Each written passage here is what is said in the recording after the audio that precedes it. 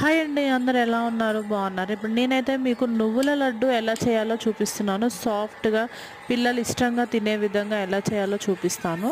నార్మల్గా నువ్వుల లడ్డు అంటే అందరం చేసుకుంటూ ఉంటాం. పల్లి లడ్డు, నువ్వుల లడ్డు చేసుకుంటూ ఉంటాము.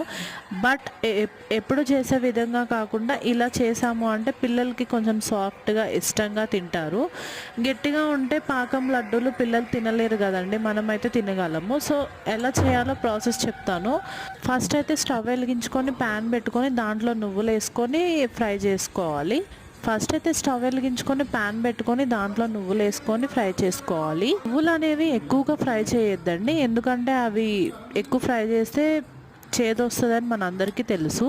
కాబట్టి మరీ ఎక్కువ ఫ్రై చేయకుండా కొంచెం మంచి అరోమా వస్తుంది అనుకున్నప్పుడు, కలర్ చేంజ్ అవుతుంది అనుకున్నప్పుడు దింపేస్తే సరిపోతుంది. అవి కొంచెం చల్లగా అయిన తర్వాత మిక్సీ పట్టుకోవాలి. ఎక్కువ మిక్సీ పట్టుకుంటే ఏంటంటే మరీ సాఫ్ట్గా వస్తే తినలేము. కొంచెం నువ్వులుగా ఉండేలా అయితే మిక్సీ చేసుకోండి. ఎవరైతే బెల్లం తురుముకోలేమో అనుకుంటారో వాళ్ళు కొంచెం పూరీ కర్రతో కొంచెం గట్టిగా కొట్టేసి నువ్వులతో పాటు మిక్సీలో యాడ్ చేస్తే అదే నలిగిపోతుంది రెండు కలిసి.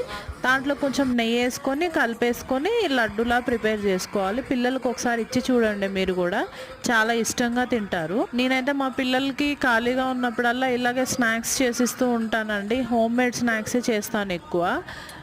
ఎందుకు అంటే బయట ఫుడ్ ఎక్కువ పెట్టద్దు కదా, సో చాలా వరకు అవాయిడ్ చేస్తూ ఉంటాను. మీరు కూడా ఒకసారి ఇలా ట్రై చేసి చూడండి, మీ పిల్లలకి నచ్చుతుందో లేదో. మీరు ట్రై చేసి మీకు ఎలా వచ్చిందో కామెంట్ చేయండి. ప్లీజ్ సబ్స్క్రైబ్ చేసుకోండి.